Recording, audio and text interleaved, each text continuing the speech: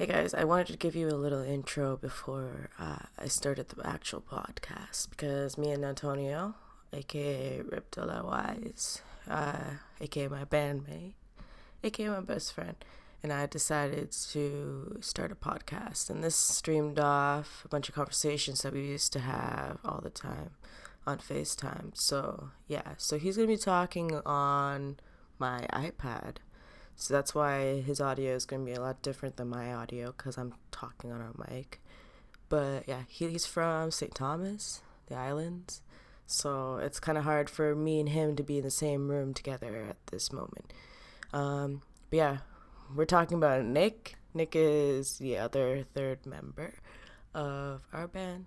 If you don't know about a band, you can follow them on SoundCloud and Bandcamp and Twitter at 3 Seats. So yeah, I feel so weird talking. As you can see, I am not that good at talking on here. Antonio calls me out on it, and I'm gonna come back at the end of the podcast just to end it because I already fucked that up too. Right.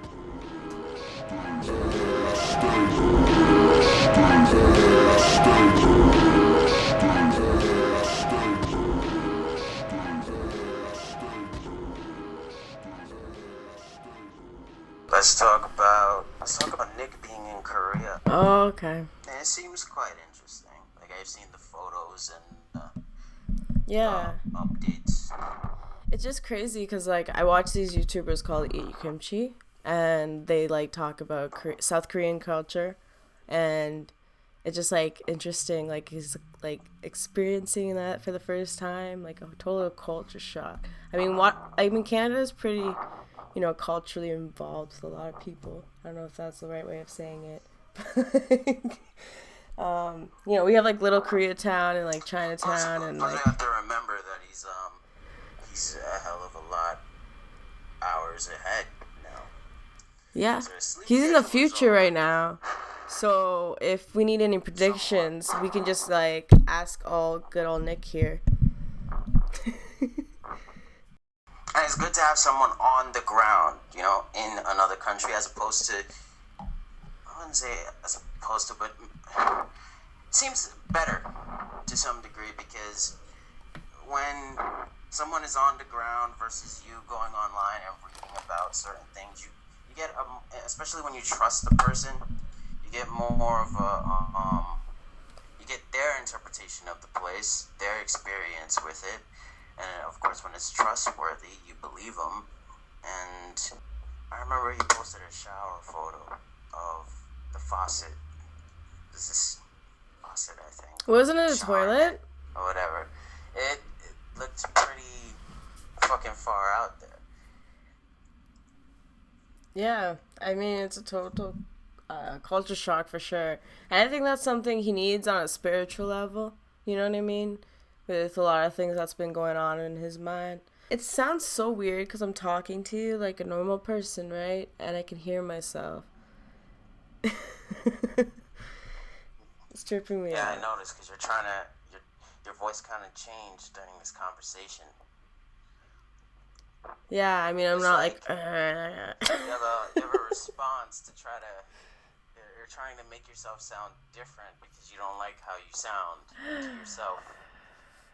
So, well, then what do I sound like? you have this, right now you have this, fuck, is that what I sound like, voice going on. That's the kind of voice that you have going on. You're kind of walking on caution. Fuck, I don't want to sound like that. You're probably thinking to yourself, you sound like a porn star. Maybe that's why you brought up porn as a topic of discussion. You brought up porn. I brought up porn as a joke, and you took it. You brought it up as a joke. You wanted to well, we can replay that moment if I wanted to.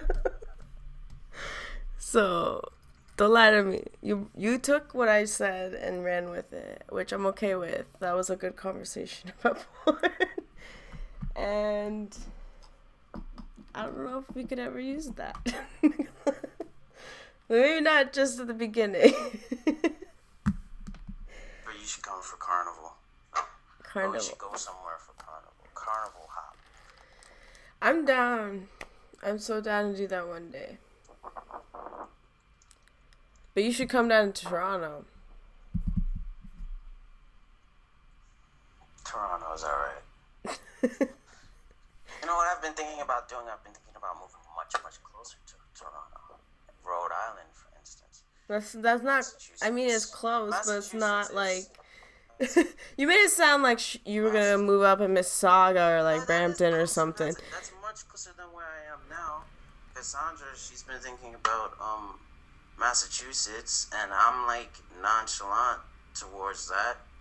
Because I think of Massachusetts as a slightly different version of New York. And when she talks about going there, it's like, okay, it's an interesting topic of discussion because she's not a big city person very much. So if we did move to Massachusetts, we would have to be out in the sticks somewhere. Like we would probably have to have neighbors that would kill us and eat us if we make the wrong moves or something. Yeah. Well, you know, they're known for cannibalism. That area is much closer to Toronto. Like, I could fucking drive to come see you, or you could come drive to come see me. I mean... I relocated to that point. I'm just saying, you made it sound like I would have to drive like in an hour to see you, at least. Like you're going to move to Waterloo or something, or... You don't even drive, first off. I mean, I would. I would one day. I will one day. I'll get over my fear of driving. Take a train. Yeah, I'll take a train or a bus. I want to start a vinyl collection again because, I used to have one, but I kind of fell in love with digital. And it's not just that. My love for the digital age, it all comes from my want to have this power of techno, to be a technopath, to control electronic devices in other ways than what we know now. And with the digital age that we have now, and with books being in your phone, instead of you having to go to the bookstore to get it, you could just download the fucking free PDF or EPUB of it and read the text. Or music, you get it from online through pirating of some sort. Movies as well through Footlocker. And with all of that, it's like it's pretty fucking fun. Like it's amusing to see like how the people before us had to get these things that they really wanted. They had to risk their lives in a much more harsh way to some degree. Like they had to go out there in the world and break into a music store to steal a vinyl that they wanted or something like that. Like just think about it. How many people buy music now? Yeah. No, you know what? I just found something out because I just started listening to Chance the Rapper. And you know that I don't listen to many rappers until... recently, like I've started listening to J. Cole recently, and I really like him, and Kendrick Lamar, and you knew how I felt about him before. Like I didn't understand it because I heard that one song, "Don't Kill My Vibe" or whatever.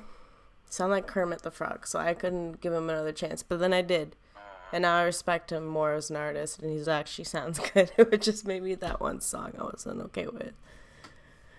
But Chance the Rapper, he's not under a label, 1, and 2, he gives out his music for free. And he makes his profit off merch and touring. And I was like, that's dope.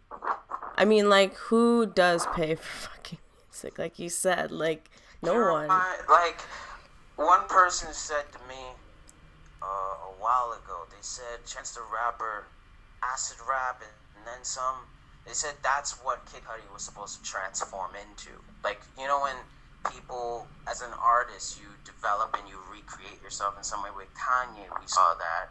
He went from being this Kanye and then to being that Kanye in a blink of an eye, and now he's he dove more into the experimental realm, and he brought styles to the mainstream in some sense, and then a lot of people started smacking the label of influential genius on him because of this, which I don't side with.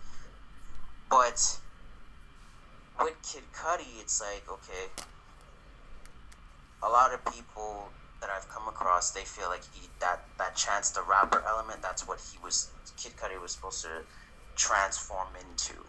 Like, have that sort of vibe going on. I'm like, in a way, Chance was influenced by Cudi. There's a lot of people who would not admit that. They would not admit that they were influenced by Kid Cudi. And I suppose that's because who wants to be influenced by the fucking emo kid? That's what they would call him, the emo kid who's suicidal or something. It makes them look bad. Doesn't make them look mentally tough. They feel inadequate for being, influenced by someone like that. I mean, it's not like something he hasn't talked about, for sure. Especially recently, have you seen his tweets? They're just like, man, fuck people like nowadays. He disses like the music nowadays and the people that come up, even like Drake. But yeah, I could see the Chance the Rapper, Kid Cudi vibe. See where that's coming from. I mean, like Kanye even said he's the future. And when Man on the Moon came out, that felt like that was the future. And yeah, a lot of people are fucking influenced by Kid Cudi. There's only a few people like ASAP and like, I can't think of anybody right now because I don't remember that many rappers, artists, to be honest. The whole ASAP mob sounds like they're from Houston, Texas. So when I think about New York and it being a huge pot, and when I think of that, what comes to mind is the diversity, and New York is like a huge population, and this is why when I look at people who say that New York hip hop is supposed to be a certain way, like that boom bop shit, and I'm like, okay, New York is so diverse. Why would you expect it to be like that? Even when it started, it wasn't like that. They had different crews that would do different kinds of hip hop, and it wouldn't all be boom bop. Some would have more scratching than others, and some would have more breaking than others. Others would be more dance oriented than MCing. So and then as soon as hip hop blew up, and it's such a diverse thing. It's so easy for people to do it, but yet so hard. Like, you look at the existence of disco, and disco fucking died off because of the period that it was in, the 70s, 60s, and once that period ended with the afros and all that shit, once that period ended, that was the end of disco. But hip hop, it just fucking grows with the time. That's what makes hip hop, I guess you could say, it's infinite in some way, because it just grows with the time. There's no signs of it ever going away or becoming extinct or eradicated, because it just grows with the time. Like with the 80s, we saw this kind of hip hop, and then with the 90s, it was this kind, and then the early 2000s, and then look at what we have now. And it's just going to keep growing with the time, because it just latches onto all these things and these styles. And on top of that, it samples all these genres. And it's like, a lot of people would not really say this, but it's like the Renaissance era. The Renaissance era was like one of the greatest depictions of human history ever. Or it still is, to be honest, but one of the greatest depictions of human history. And of course that period ended, but but it's still relevant today. And hip hop feels like that because it's so fucking big to just be simply put as black culture. It's just way too fucking big for that. It's a human thing now. It was always a fucking human thing. Of course, it started with black people and expanded from that point. What's on your mind right now? You're awfully fucking quiet. No, I'm like taking in what you're saying. Because I'm learning a few things too, you know? Because I didn't grow up listening to hip-hop. I didn't grow up listening to any old school rock or anything. I grew up listening to Spanish music. You know what I mean? So I can't, you know, I wouldn't know this stuff unless you said it. Yeah, it's, you think about the advancement of hip-hop and it's fuck, you have people over in fucking, Saudi Arabia who are spitting in different languages. People in Spain, people in Russia rapping in Russian, people in China. You know, this Korean wave that you probably saw, and then Japanese rap.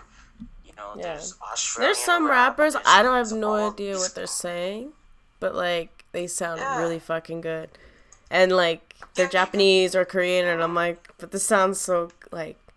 It's like they got the formula down. They bought it off someone, and they went with that. I feel like that's a lot of what music labels are doing. Did you see what? This is how I found out about Chance the Rapper and him having no label. The performance he put it on the Ellen DeGeneres. Wow, that's so hard for me to see. The Ellen DeGeneres. Just say Ellen. I don't know who Ellen DeGeneres. It's her last name. DeGeneres. Why is that so hard for me to say? I saw what you're talking about. I didn't watch the video, but I saw like it was a performance with Lil Wayne, right? Yeah, Lil Wayne and 2 Chainz. Yeah. No problem. I didn't watch it. He's been rocking this fucking what's that shit called again? The most expensivest shit? Oh, like it's the shit Bob the Builder wears. Or wait, what? Mario. Is that a clothing line? It's a what do you call it? Jumpsuit? No, it's not a jumpsuit. It's a bandana? Dreadlocks. Weave. It's like it's pants. But overalls. It's built in overalls, yeah. I think overalls, yeah. He's been rocking them type things. He's also been rocking bandanas, and I think he has a weave, and I don't know. He joked about it, but I didn't know if that was real. I don't know. He's on Jiku's YouTube, and he does the most expensivest shit, and he's eating like fucking $1,000 worth of like one sundae with like gold on it, and fucking vanilla exported from Madagascar, and like just all this stuff that's like the fuck. Like burgers that are made out of gold, cats that are $16,000 for like 3. Like there's something unheard of, like just stuff like that. And he even talks about how it's not worth it. Spending money. It's not his money that they're spending. They're spending JQ's money fucking doing these things. He gets to try them for free. There's popcorn even on there that's just like with gold, and it's like $50,000 for like this giant tub of it that you would probably buy for like a party or something. Just think about that. Some gold infused popcorn. Yeah, and if you have money if I had money to live like that, I would. because because when it comes to artistic ideas, there's so many people out there with great ideas artistically, and I know I'm not the only one, obviously. Yeah. But they just don't have the bankroll behind them. They don't have that investment, that financial investment. Exactly. And a lot of people, they do work hard enough or end up lucky enough, if you want to say luck exists, that they get that opportunity from people. They come across someone who wants to bankroll them, like a rich-ass motherfucker, and they're like, hey, you're talented as fuck, so I'm going to give you all this money and you're just gonna make a film or something like that. So here's how I see it with with 3 Seats. It's like everything is just one, like what do you say, we're one thing away from being something. A lot of people are. I feel the same way. I think about this a lot. I'm like thinking about it, like, man, there's something, and I feel like if I keep doing the way that it's doing right now, like, what good is that? And how successful would we be if we kept doing it this way? And then what if it's like that one change that clicks in someone's mind? They finally hear it, and then they hear the other stuff. You know what I mean? No. See, that's what I'm saying. There's a level of versatility there that we show off on the first album. So that's why it's so fucking awesome, because it's not one straight fucking direction. It's pretty much a tree. You know how a tree has branches and they all reach for different directions? That's pretty much what Aurora is. It reaches in different directions for different things, but the overall message of it is dark. But then you realize, okay, there are different forms, different ways to be dark, and it could have been a concept album where you're just telling the story of something, but in a way it is a concept album. I think of it as just a fucking black tree with these branches stretching in different directions, and it makes sense that the cover art is exactly what it is, that tree. Yeah. Or whatever the fuck Nick edited.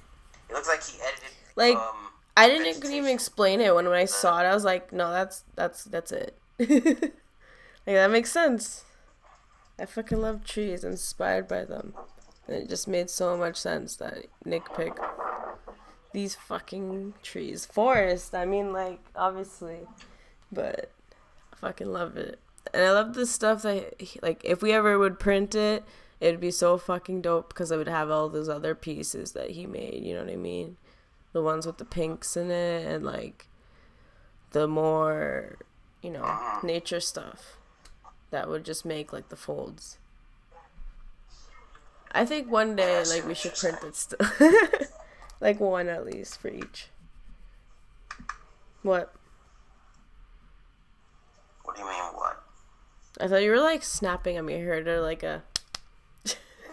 Oh, that was not snapping.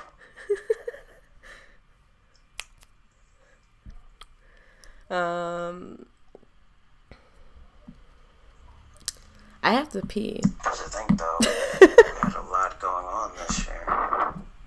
This year? Like, fuck, man. Yeah. Yeah. Because you're the monkey, every now man. and then I get into a zone of, okay, sharing the album as if it's brand new. Like, it just came out yesterday. Because, of course, it's not even a year old yet. So, but yeah, at the same time, to just get new music out there would be pretty fucking dope. No, I'm definitely down. I mean, yesterday I wrote more to Realm of No XO, that one. But I don't know, I'm still playing around with the lyrics right now. But I got, like, a vibe going, but, like, I'm so uncomfortable with it, but at the same time I'm comfortable with it, because I feel like it's going to be really different once you hear it. You're like, what the fuck? Or, what the fuck? Oh, you mean the way you approach it, you're uncomfortable with? Yeah. But, like, it sounds like it could be obtainable. You know, like, it just maybe I need to rework a few words here and there or something, or make it feel more. I don't know. I feel like I need to, like, record naked or something. Fucking try and get this down. But, like, I need to feel comfortable. No. Hmm. Like, if you recorded right now, probably it would fit. No, it wouldn't. It wouldn't fit because you're not comfortable right now. You're nervous and awkward. You're not much of a chatterbox. That's true. But I think I have been. There's been waves. I feel like what I have to say is stupid compared to what you say, because you go on and then I'm like, and then I can't think of anything to. Self-doubt.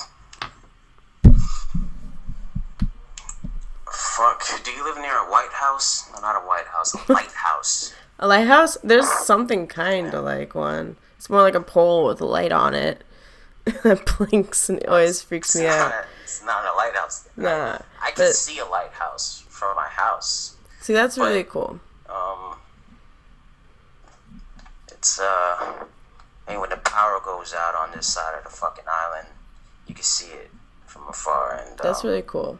It gives you like this feel of because when all the lights are going off on an island, it's different when it's stateside. When it's stateside, it's like in the distance you can see lights being on the other part of the county that you're in, probably, if you live high up enough. Or if the whole entire state has not shut down. But with the island, it's like everything just goes fucking black at night. And you see nothing.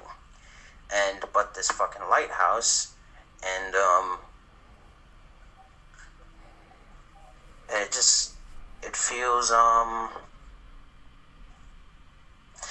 like, okay, now look at me, I have my time to shine. But it's a fucking lighthouse. It's not, you know. You should make a beat called Lighthouse. Being a fucking lighthouse. We'll make a song called Lighthouse. Lighthouse. Yeah. Maybe that could work.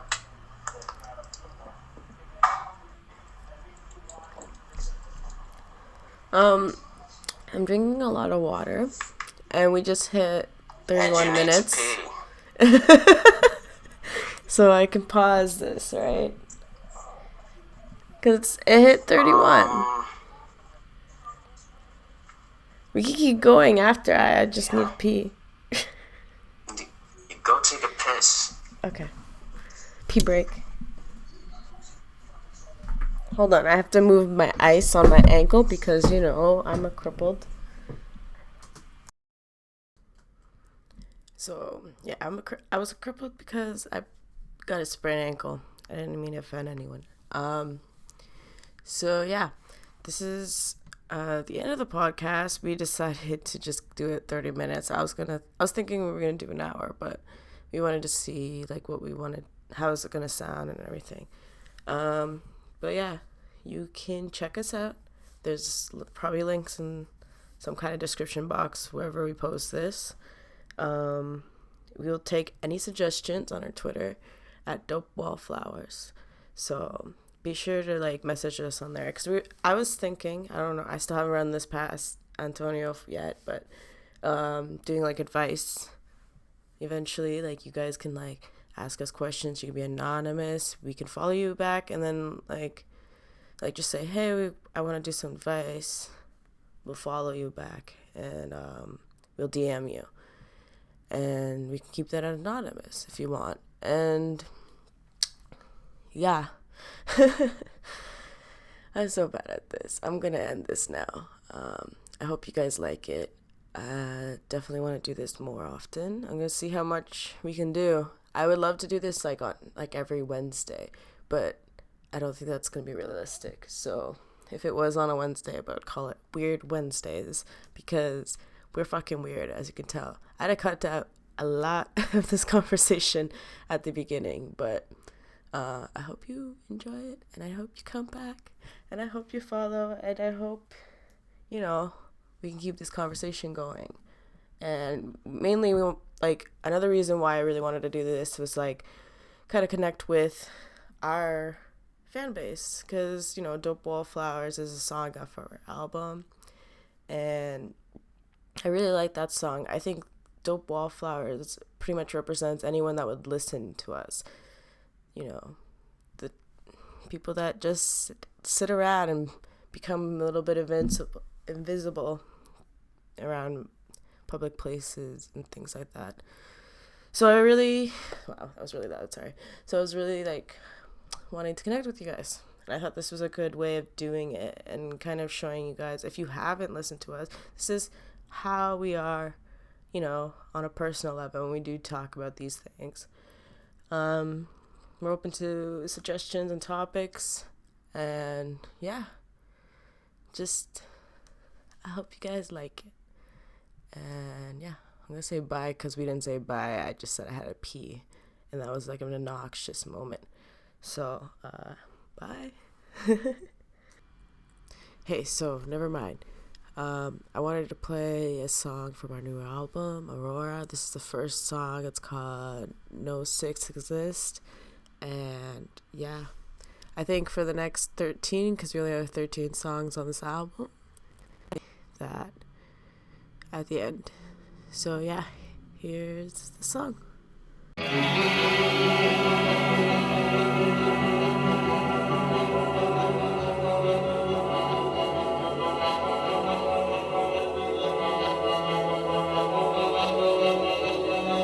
People don't buy your things, they don't mean a thing when you're dead and gone. Don't cry, you are the same as you and I drink down the shame. Be bright.